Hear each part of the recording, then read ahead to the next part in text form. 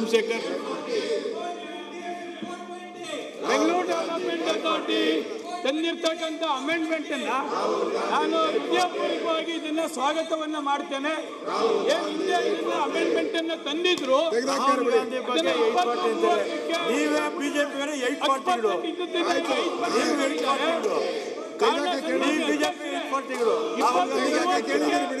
Market rate ಇಂದ ಏನು 5% ಮಾಡಿದ್ದಾರೆ, ಆ 20, 30, 30, 40ಕ್ಕೆ ಮಾರ್ಕೆಟ್ ರೇಟ್ ಇಂದ ಕಮ್ಮಿ ಮಾಡಿ 1% ಮಾಡಿದ್ರೆ ಆ 20, 30, 30, 40 ಅವರಿಗೆ ಅದು ಅನುಕೂಲ ಆಗ್ತದೆ ಅಂತಕ್ಕಂಥದ್ದು ನನ್ನ ಒಂದು ಸಲಹೆ ತಮ್ಮ ಮುಖಾಂತರ. ಇನ್ನೊಂದು 2020ಕ್ಕೆ 2012 ವರ್ಷ ಹಿಂದ್ಗಡೆ ಇರ್ತಕ್ಕಂಥವ್ರಿಗೆ ಅಂತ ಹೇಳ್ತಿದ್ದಾರೆ.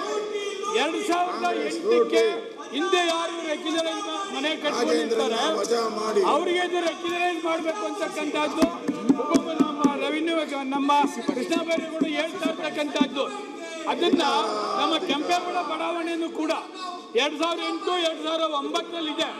ಅದಕ್ಕೆ ಈ ಸ್ಕೀಮ್ನಲ್ಲಿ ಸೇರಿಸಿದ್ರೆ ಕೆಂಪೇಗೌಡ ಬಡಾವಣೆಯನ್ನು ಕೂಡ ಸುಮಾರು ಮನೆಗಳು ಈ ಕೆಂಪೇಗೌಡ ನೋಟಿಫಿಕೇಶನ್ಗಿಂತ ಮುಂಚೆ ಕಟ್ಕೊಬಿಟ್ಟಿದ್ದಾರೆ. ಅವ್ರಿಗೆ ಅನುಕೂಲ ಆಗ್ತಾರೆ ಅಂತಕ್ಕಂಥದ್ದು ಒಂದು. ಈಗೇನು ನೀವು 10% 5% ಮಾರ್ಕೆಟ್ ರೇಟ್ ಮಾಡಿದ್ದೀರಿ ಸನ್ಮಾನ್ಯ ಮಂತ್ರಿಗಳೇ, ಅದನ್ನ 20, 30, 30, 40ಕ್ಕೆ 1% ಮಾಡಿದ್ರೆ ಯಾರು ಲೋ ಇನ್ಕಮ್ ಇರ್ತದೆ ಅವ್ರಿಗೆ ಅನುಕೂಲ ಆಗ್ತದೆ. ಬಟ್ ಇದನ್ನ ಒಳ್ಳೆಯ ಐತಿಹಾಸಿಕ ತೀರ್ಮಾನವನ್ನ ಬೆಂಗಳೂರಿಗೆ ಲಕ್ಷಾಂತರ ಮನೆ ಕಟ್ಕೊಂಡಿರ್ತಕ್ಕಂಥವ್ರಿಗೆ ಅನುಕೂಲ ಮಾಡಿಕೊಡ್ತಾ ಇದ್ದೀರಿ. ಕೃಷ್ಣ ಬೈರೇಗೌಡರಿಗೆ, ಮುಖ್ಯಮಂತ್ರಿಗಳಿಗೆ ನಾನು ನಮ್ಮ ಕ್ಷೇತ್ರದ ಯಶವಂತಪುರ ಕ್ಷೇತ್ರದ ಸೇವಕನಾಗಿ ಬೆಂಗಳೂರಿನ ಸಮಸ್ತ ಜನತೆಯ ಪರವಾಗಿ ಇವರಿಬ್ಬರಿಗೂ ನಾನು ತುಂಬ ಹೃದಯದ ಅಭಿನಂದನೆಯನ್ನು ಈ ಸಂದರ್ಭದಲ್ಲಿ ಹೇಳಲಿಕ್ಕೆ ಬಯಸ್ತೇನೆ. ಮಾನ್ಯ ಸಭಾಧ್ಯಕ್ಷರೇ, ಮಾನ್ಯ ಸದಸ್ಯರು 2 ವಿಷಯ ಹೇಳಿದ್ದಾರೆ. 2030, 30, 40ಗೆ ಇನ್ನೂ ಕಡಿಮೆ ಮಾಡಬೇಕು ಅಂತ ಅವರು ಜನಗಳಿಗೆ ಇದರಿಂದ ಅನುಕೂಲ ಆಗುತ್ತೆ ಅನ್ನೋ ದೃಷ್ಟಿಯಿಂದ ಈ ಮಾತನ್ನು ಹೇಳಿದ್ದಾರೆ. ಅವರು ಹೇಳೋದನ್ನು ನಾನು ಗೌರವಿಸ್ತೇನೆ. ಆದರೆ ತಮಗೆ ಗೊತ್ತು, ಈ ಜಮೀನುಗಳನ್ನು ಅಕ್ವೈರ್ ಮಾಡೋದಕ್ಕೆ ಆಲ್ರೆಡಿ BDA ದುಡ್ಡು ಕೂಡ ಖರ್ಚು ಮಾಡಿಬಿಟ್ಟಿದೆ. ಸೊ ಈಗ ನಾವು ಕೊಡ್ತಾ ಇರೋದೇ ಲಾಸ್ ಮಾಡಿಕೊಂಡು ಜನಗಳಿಗೆ ದಾಖಲೆ ಮಾಡಿಕೊಡ್ತಾ ಇದ್ದೇವೆ.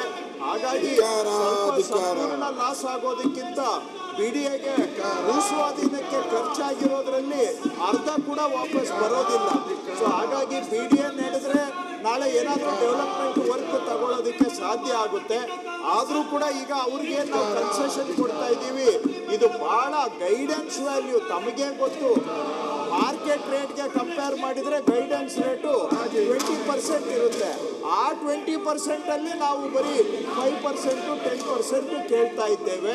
ಸೊ ಇದು ಭಾಳ ಅನುಕೂಲಕರವಾಗಿದೆ. ಅವ್ರು ಹೇಳಿರೋ ಸಲಹೆಯನ್ನು ನಾನು ಮಾನ್ಯ ಮುಖ್ಯಮಂತ್ರಿಗಳ ಹತ್ರ ಚರ್ಚೆ ಮಾಡ್ತೇನೆ. ಪ್ಲಸ್ ಕೆಂಪೇಗೌಡ ಬಡಾವಣೆ ಬಗ್ಗೆನೂ ಕೂಡ ಅವರು ಒತ್ತಾಯ ಮಾಡಿದ್ದಾರೆ.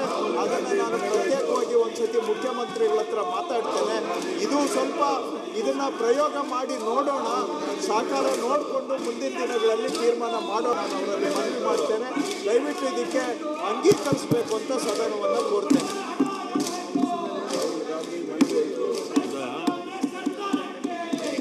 ಈಗ ವಿಧೇಯಕವನ್ನು ಖಂಡವಾಗಿ ಮತಕ್ಕೆ ಹಾಕುತ್ತೇನೆ. 2 ಮತ್ತು 3ನೇ ಖಂಡವು ವಿಧೇಯಕದ ಅಂಗವಾಗಿರಬೇಕು ಎನ್ನುವುದು ಸಭೆಯ ಮುಂದಿರುವ ವಿಷಯ.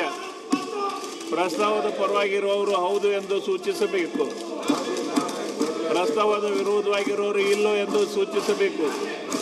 ಪ್ರಸ್ತಾವವು ಹೌದು ಎನ್ನುವರ ಪರವಾಗಿದೆ ಎಂದು ಭಾವಿಸುತ್ತೇನೆ. ಪ್ರಸ್ತಾವವು ಹೌದು ಎನ್ನುವರ ಪರವಾಗಿದೆ. ಪ್ರಸ್ತಾವಕ್ಕೆ ಒಪ್ಪಿಗೆ ದೊರೆತಿದೆ ಮತ್ತು 2 ಮತ್ತು 3 ಖಂಡವು ವಿಧೇಯಕದ ಅಂಗವಾದವು.